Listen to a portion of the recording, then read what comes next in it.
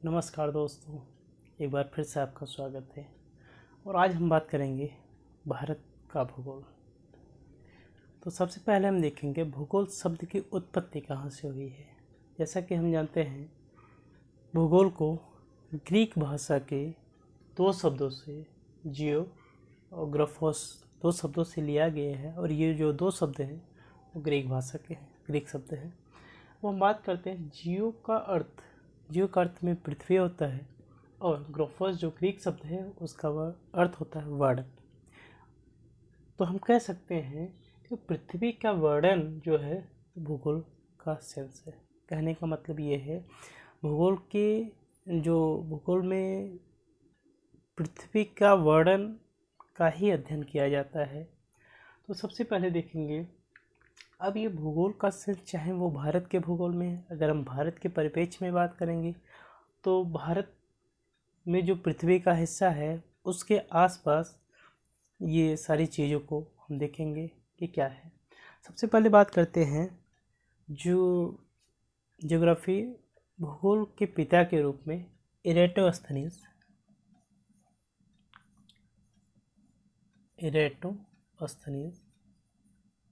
इन्होंने भूगोल के लिए एक शब्द दिया था, जियोग्राफिका।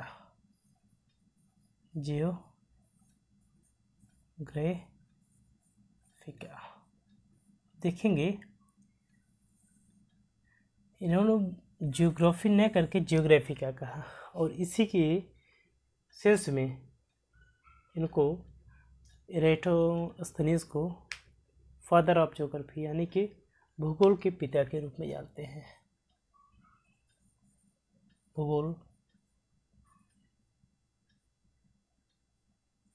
के पिता या फादर ऑफ ज्योग्राफी।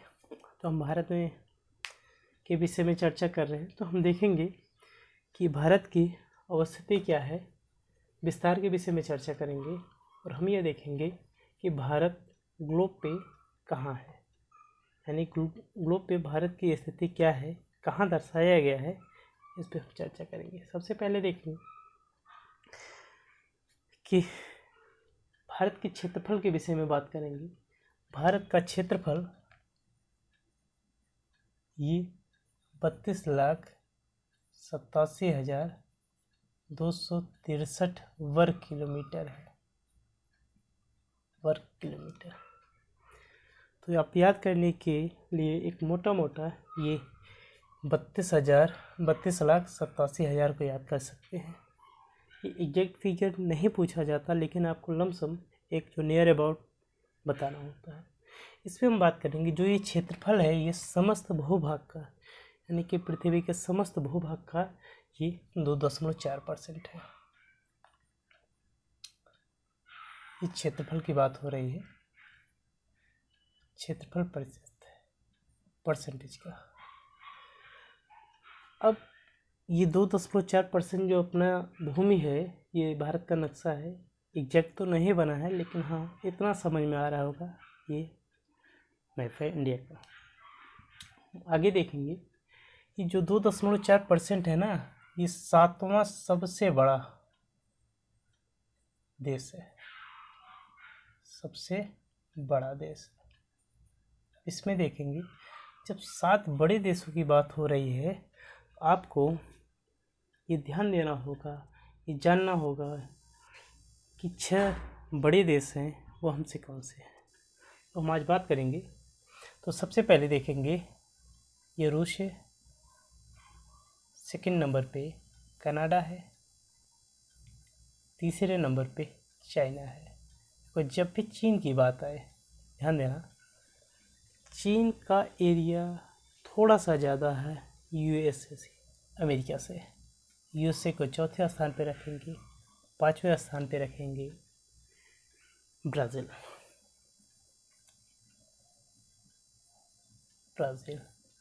और 6वें स्थान पे रखेंगे ऑस्ट्रेलिया,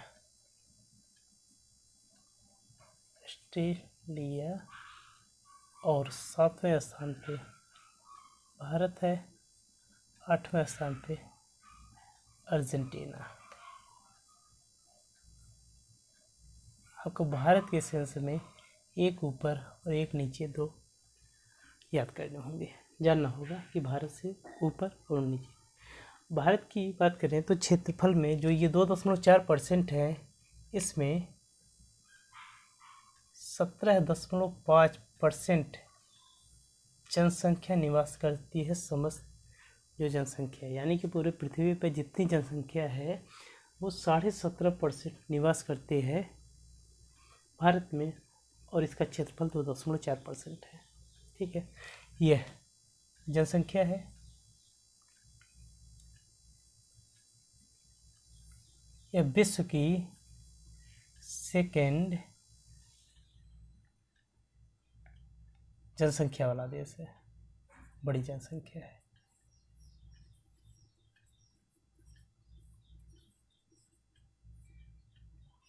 अब हम बात करेंगे कि जनसंख्या ये दूसरी बड़ी जनसंख्या है और पहली बड़ी जनसंख्या, तो मतलब अगर दूसरा अपना है तो पहले पे कौन है, इस पे बात करेंगे। तो जो फर्स्ट, जो सबसे बड़ी जो जनसंख्या का देश है वो चाइना है दोस्तों। और चाइना का क्षेत्रफल की बात करें वो भारत से लगभग 3 गुना बड़ा है। ये सबसे बड़ी जनसंख्या है।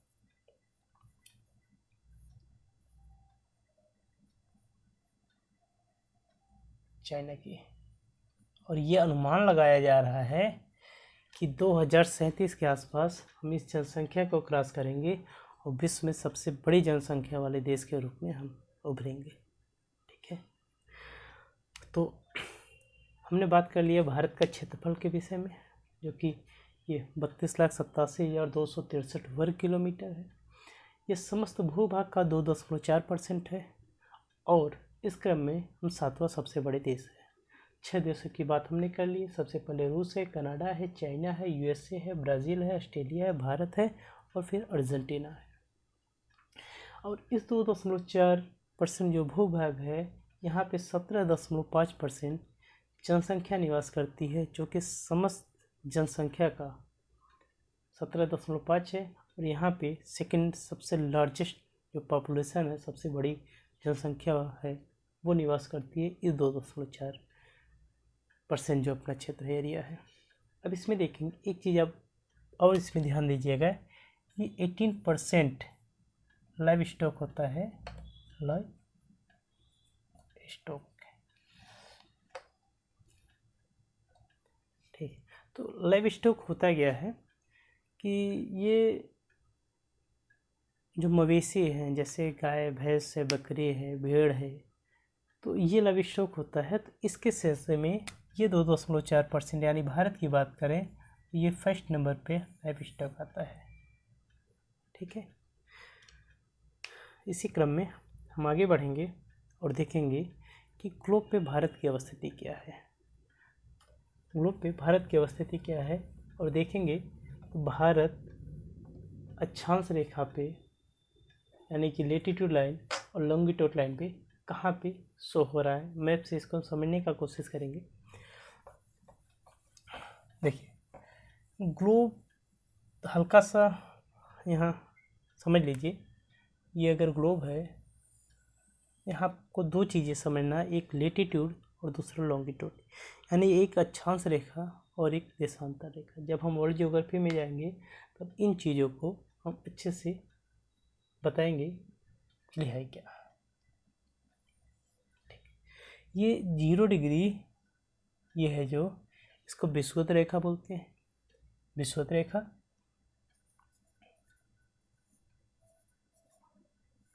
विषुवत रेखा, या इसको भूमध्य रेखा भी बोलते हैं।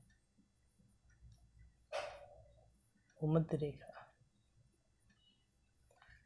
तो भारत की अवस्थिति ये नॉर्थ है, ये साउथ है, ये ईस्ट है और ये वेस्ट है। तो भारत की स्थिति यहाँ है। तो अक्षांश रेखा लेटीट्यूड के हिसाब से देखेंगे तो ये उत्तर में है, और ये देशांतर है। देशांतर तो देखेंगे, देशांतर में ये पूरब हो गया, ईस्ट। तो ये वाली जो अवस्थिति है, भारत यहाँ पड़ता है। इस वजह से हम कहते हैं कि भारत ये उत्तर पूर्व पूर्वी गोलार्ध में स्थित है।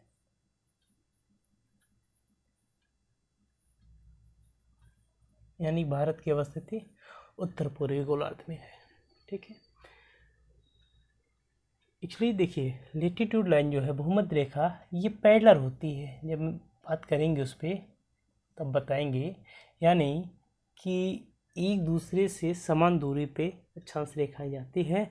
और एक बात और आपको यहीं पे स्पष्ट कर दें कि जितनी भी रेखा खींची गई, चाहे वो लेटीट्यूड लाइन हो, लॉन्गिट्यूड लाइन हो, आपका इक्वेटर हो, ये सारी काल्पनिक रेखाएं हैं। जो जीएमटी आपका गया है, तो यानी कि ग्लोब पे जितनी भी रेखाएं खींची गई वो सब काल्पनिक है, वास्तविक रूप में नहीं है। और जब ये लेटीट्यूड है, जब देशांतर की बात होगी, देशांतर इस छोर से ऐसे मिलेगा। तो कहने का मतलब देशांतर में सबसे ज़्यादा दूरी इक्वेटर पे हमेशा मिलेगी। ये ध्यान दीजिए, सबसे ज़्यादा दूरी। और जैसे जैसे ध्रुव की तरफ बढ़ेंगे ये कम होता जाएगा। इस पे हम चर्चा करेंगे जब वर्ल्ड ज्योग्राफी की बात करेंगे। अभी आप इतना समझिए कि भारत उत्तर पूर्वी गोलार्ध में स्थित है। कैसे है उस चीज़ को हमने यहाँ पे देखा है। ठीक है। अब हम बात करेंगे, हमने यहाँ पे देख लिया क्षेत्रफल क्या है, क्षेत्रफल और ग्लोब पे स्थित है। ठीक है। अब आगे बढ़ेंगे और बात करेंगे कि सबसे पूर्वी राज्य कौन से हैं और बिंदु, सबसे पूर्वी, पश्चिमी, उत्तरी, दक्षिणी राज्य के बारे में बात करेंगे। और उत्तरतम बिंदु और पूर्वोत्तर बिंदु के बारे में बात करेंगे, एक्चुअली कहाँ पे है और कितना डिग्री है। तो सबसे पहले आपको इतना समझ में आना चाहिए, ये ईस्ट है, वेस्ट है, नॉर्थ है, साउथ। कहने का मतलब ये पूर्व है, पश्चिम है, उत्तर है और दक्षिण है।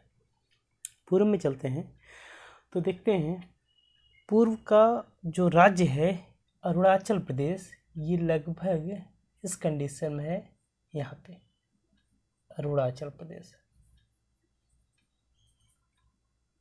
यानी कि सबसे जो पूर्वी राज्य है वो अरुणाचल प्रदेश है। तो राज्य की बात होगी। यहाँ पे एक बिंदु है, यहाँ इसको किबिथो बोलते हैं, किबिथो।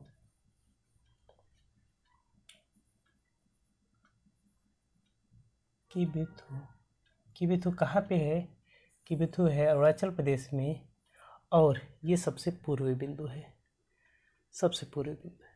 पश्चिमी बिंदु की बात करते हैं, पश्चिमी राज्य की बात करते हैं, तो देखते हैं ये हिस्सा ये लगभग गुजरात का जाता है, गुजरात का। तो हम कह सकते हैं ये एंगल सबसे ज़्यादा निकला हुआ है। ये यहाँ पे एक है गौहर माता, गौहर माता या इसको गौर माता बोलते हैं,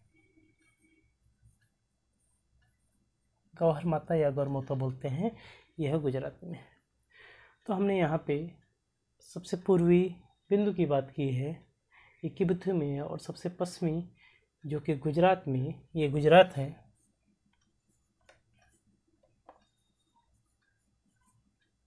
गुजरात में एक बिंदु है सबसे पश्चिमी बिंदु, इसको गौहर माता या गौर माता के नाम से जानते हैं। इस क्रम में आगे बढ़ते हैं और बात करते हैं सबसे उत्तरतम बिंदु कौन सा है। तो सबसे पहले आपसे बता दें कि 2019 में जो जम्मू और कश्मीर एक राज्य था उसको अलग किया गया, उसको केंद्र शासित प्रदेश के रूप में 2 भागों में बांट दिया गया। यहाँ से देखेंगे ये एरिया जो ये लद्दाख है, इसको लद्दाख बताया गया। और ये एरिया जो है जम्मू और कश्मीर हो गया। तो जो पहले जम्मू और कश्मीर एक राज्य था उसको 2 यूटी में बांटा गया है। जब भी राज्य की बात आए, सबसे उत्तरतम राज्य कौन सा है, तो दोस्तों यहाँ पे एक है हिमाचल प्रदेश। हिमाचल प्रदेश यानी सबसे उत्तरतम राज्य की बात हो तो हिमाचल प्रदेश है। और केंद्र शासित की बात हो तो लद्दाख है। तो इसमें हम देखेंगे कि सबसे उत्तरतम बिंदु ये लद्दाख में यहाँ पे है और इसका नाम है इंद्रकोल। इंद्रकाल। देखिए इंद्रकाल है क्या, ये सबसे उत्तरतम बिंदु है। याद करने में थोड़ी सी आसानी रहेगी। देखो ज्योग्राफी में क्या है ना, चीज़ें एक दूसरे से रिलेट करते हुए चलेंगे, याद आसानी से हो जाएगी। आप समझिएगा इंद्रकाल है, ये काल कहाँ होता है, हमेशा सर ही पे तो होता है। जब सर पे होता है तो आप देखेंगे उसको आसानी से रिलेट कर पाएंगे कि जो इंद्रकाल है ये भारत का शीर्ष है, यानी भारत का सर है। तो इस वजह से हम काल को यहाँ से रिलेट कर सकते हैं और कह सकते हैं कि जो उत्तरतम बिंदु है वो इंद्रकाल है। इसी क्रम में आगे बढ़ते हैं और बात करते हैं दक्षिणतम बिंदु की। देखिए जब भी दक्षिणतम बिंदु की बात आए, दो चीज़ें आपको वहाँ से क्लियर करना है, क्या कि बात मुख्य भूमि की हो रही है या कुछ और। मुख्य भूमि की जब बात होगी तो यहाँ पे मान के चलिए ये हो गया केरल और ये तमिलनाडु।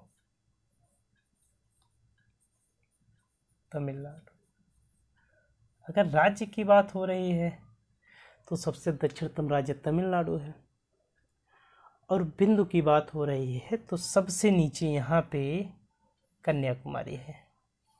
यहाँ पे कन्याकुमारी है।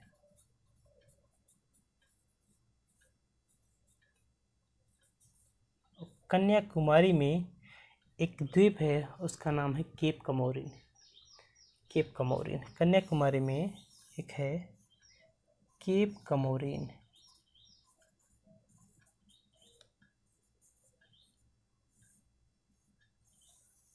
ठीक है, केप कमोरिन कन्याकुमारी में है और कन्याकुमारी तमिलनाडु में है। ये बात हो रही है मुख्य भूमि के दक्षिणतम बिंदु की, यानी कि मुख्य भूमि का जो दक्षिणतम बिंदु है वो तमिलनाडु में है। तमिलनाडु में कन्याकुमारी है, और कन्याकुमारी के देखिए बेसिकली जो एग्जाम में क्वेश्चंस रहेंगे वो कन्याकुमारी रहेगा, या कन्याकुमारी नहीं रहेगा तब केप कमोरिन रहेगा, और दोनों रहे तो केप कमोरिन को ऑप्शन में देखेंगे। ठीक है, और राज्य की बात हो रही तो तमिलनाडु। ये मुख्य भूमि की बात हो गई है। अब हम देखेंगे कि भारत के दक्षिणतम, देखिए दोस्तों जब भी बात होगी तो अंडमान, जैसा कि जानते हैं छोटे छोटे द्वीपों के रूप में वो फैला हुआ है, अंडमान निकोबार। अब ये थोड़ा सा भारत के मुख्य भूमि से दक्षिण में है, ये यहाँ तक आया है। ठीक है, तो दक्षिणतम बिंदु मुख्य भूमि के थोड़ा सा ऊपर है, और उत्तर पूरे जो भारत की जो भूमि है वो थोड़ा सा नीचे है। यानी कि जब भी भारत के परिप्रेक्ष्य में दक्षिणतम बिंदु की बात किया जाए दोस्तों, यहाँ पे है इंदिरा पॉइंट। इंदिरा पॉइंट देखिए, अब इंदिरा पॉइंट कहाँ है, ये अंडमान निकोबार में है। यहाँ अंडमान निकोबार। अब अगर बात ये है कि अंडमान निकोबार में भी क्या है, तो इसमें देखेंगे कि ये जो पॉइंट है ना सबसे दक्षिणतम, इसको ऐसे समझिए, ये जो पॉइंट है इसको बोलते हैं बृहद निकोबार।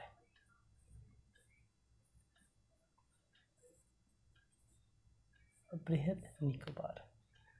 ठीक है, तो ये भारत के दक्षिणतम बिंदु की बात हो रही है, और यहाँ पे बात हो रही है भारत के मुख्य भूमि। दोनों में अंतर है। जब भी भारत के परिप्रेक्ष्य में दक्षिणतम बिंदु की बात हो तब वहाँ पे आपको अंडमान निकोबार बताना है, और अंडमान निकोबार में एक बृहद निकोबार है जो दक्षिणतम है, एक प्रायद्वीप है, और उस बृहद निकोबार में एक सबसे दक्षिण में एक बिंदु है इंदिरा पॉइंट। हालांकि जब सुनामी आया था तो इसका काफ़ी हिस्सा डूब गया, लेकिन फिर भी अभी कुछ है। इंदिरा पॉइंट भारत के परिप्रेक्ष्य में सबसे दक्षिणतम बिंदु है। और देखिए इंदिरा पॉइंट, इंदिरा का काल कहाँ है, सर पे है। तो सर को हम लद्दाख से जोड़ते हैं, ये भारत का शीर्ष है, और इंदिरा काल को हम नॉर्थ में, इंदिरा पॉइंट को साउथ से रिलेट करेंगे। देखिए ज्योग्राफी रिलेशन की चीज़ है, आप एक दूसरे से रिलेट करते हुए चलिए। तो यहाँ पे एक चीज़ ये समझ में आया कि ईस्ट वेस्ट नॉर्थ साउथ की जब भी बात होगी तो सबसे ईस्ट में अरुणाचल प्रदेश है, वेस्ट में गुजरात है, और नॉर्थ की बात हो, अगर बात हो रही हो राज्य की, तो हिमाचल प्रदेश है उत्तरतम राज्य की बात, और केंद्र शासित में लद्दाख है, और दक्षिण में तमिलनाडु। ये राज्य की बात हो गई है।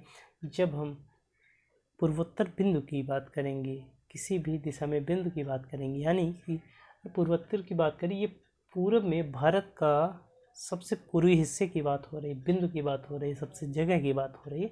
उसमें देखेंगे अरुणाचल प्रदेश में सबसे ईस्टर्नतम पॉइंट पे एक बिंदु है, एक जगह है, जिसको हम केबिथु के नाम से जानते हैं। गुजरात में जाएंगे तो सबसे यहाँ पश्चिम में जो जगह है, गौर माता या गौहर माता या इससे रिलेटेड जो भी शब्द आएंगे, वो आपका सबसे पश्चिमी बिंदु होगा। उत्तर के विषय में इंद्रकाल बात हुई है, और दक्षिण के विषय में जब भी बात होगी तो तमिलनाडु मुख्य भूमि की बात हो रही है। वहाँ पे कन्याकुमारी है, और कन्याकुमारी में एक द्वीप है केप कमोरिन। और अगर भारत के परिप्रेक्ष्य में बात हो रहा है, तो यहाँ पे देखेंगे अंडमान निकोबार में, अंडमान निकोबार द्वीपों का समूह है। एक द्वीप है बृहद निकोबार, जो कि अंडमान निकोबार के सबसे दक्षिण में है, और इस अंडमान निकोबार में सबसे दक्षिण में इंदिरा पॉइंट है। तो अगर भारत के विषय में बात हो रही, तो हम देखेंगे इंदिरा पॉइंट भारत का सबसे दक्षिणतम बिंदु है। ठीक है, अब यहाँ पे हम देखेंगे अक्षांश और देशांतर रेखाओं पे, यानी कि कहाँ पे स्थित है कौन सा बिंदु, कितने डिग्री पे है। तो देखो, जब भी हम चलते हैं, क्योंकि नीचे से जो इक्वेटर है ना, हम विषुवत रेखा के उत्तर में है। जैसे यहाँ पे बात हुई थी, ये विषुवत रेखा है और हमारी स्थिति ये है। ठीक, तो ये 0 डिग्री इक्वेटर है, विषुवत रेखा, भूमध्य रेखा इसके उत्तर में है, यानी कि भारत के नीचे विषुवत रेखा है। ठीक, जब हम यहाँ बढ़ेंगे धीरे धीरे इस सेक्टर में ऐसे, तो देखेंगे तो ये 0 डिग्री है विषुवत अक्षांश रेखा, इससे हम उत्तर में हैं। ठीक, अब ये हैं, तो अगर 0 डिग्री यहाँ है तो भारत की अवस्थिति क्या है। ठीक है, इस पे हम देखेंगे तो भारत की अवस्थिति ये 8 डिग्री 4 मिनट है, ये मुख्य भूमि की। और अगर हम और दक्षिण में जाएंगे, इंदिरा पॉइंट की बात करेंगे, यहाँ 6 डिग्री 42 मिनट है। ये सबसे दक्षिणतम बिंदु की बात हो गई, यानी कि भारत का जो ये हिस्सा है, ये 6 डिग्री 42 मिनट है ये। अब हम उत्तर की ओर जाएंगे, और यहाँ पे जो इंदिरा कॉल है, इंदिरा कॉल को हम देखेंगे, ये हमारा 37 डिग्री 6 मिनट पे है, उत्तरतम बिंदु। इसी क्रम में हम गुजरात में जब देखेंगे, जब देशांतर रेखा है ये देखिए देशांतर, यानी कि देशांतर के पूर्व में है, और अक्षांश के या विषुवत रेखा के उत्तर में है। अब यहाँ से देखेंगे तो ये जो गौर माता या गौहर माता है ना, यहाँ से 68 डिग्री 7 मिनट पे है। और जब हम पूर्वी देश केबुथु की बात करेंगे, तो केबुथु यहाँ 97 डिग्री और 25 मिनट है। तो एक बार इसको थोड़ा सा देखेंगे, और इसको याद करने का, देखिए आप मैप बना के इस चीज़ को आसानी से कर सकते हैं, और याद थोड़ा सा आसानी रहेगा। आपको ये पता है ये ईस्ट है, ये वेस्ट है, ये नॉर्थ है, और ये साउथ। यहाँ पे हम अरुणाचल प्रदेश लिख सकते हैं, अरुणाचल प्रदेश। ये कहाँ है केबुथु, सबसे इसका ये सबसे पूर्वी बिंदु है, और ये कितना है 97 डिग्री 25 मिनट। अभी हम बात करेंगे 97 डिग्री है क्या। अभी हम जब GMT देखेंगे, ग्रीनविच टाइम देखेंगे, तो इसमें ये बताएंगे 97 डिग्री आएगा। अभी के लिए इतना जाने। यहाँ वेस्ट की बात करेंगे, तो यहाँ पे गुजरात है, और गुजरात में गौर माता या गौहर माता, गौर माता। ठीक है, ये कितना था 68 डिग्री 7 मिनट। साउथ की बात करते हैं, अगर मुख्य भूमि की बात हो रही है, ध्यान दीजिएगा, अगर मुख्य भूमि की बात हो रही है तो ये तमिलनाडु है। तमिलनाडु में कन्याकुमारी, और ये 8 डिग्री 4 मिनट है। अगर भारत की बात हो रही पूरे भारत का, तो ये अंडमान निकोबार है। अंडमान निकोबार, ये 6 डिग्री 42 मिनट से है। और ये बात हो रही लद्दाख की। लद्दाख में क्या है? इंदिरा कॉल। इंदिरा कॉल। और ये अंडमान निकोबार में क्या है? इंदिरा पॉइंट। इंदिरा पॉइंट है, यहाँ पे इंदिरा कॉल है। ये है कितना? 6 डिग्री, ये 8 डिग्री 4 मिनट है, और ये है 37 डिग्री 6 मिनट। तो ऐसे आप इंडिकेट करके चीज़ों को पढ़ सकते हैं। जब भी आप ऐसे करेंगे तो देखेंगे, एक बार जब रिवीजन करना होगा ना इन चीज़ों को, आप खोलेंगे, बहुत सारी चीज़ें आपको बस कुछ ही मिनट में रिवाइज हो जाएंगे। ठीक है, तो आगे बढ़ते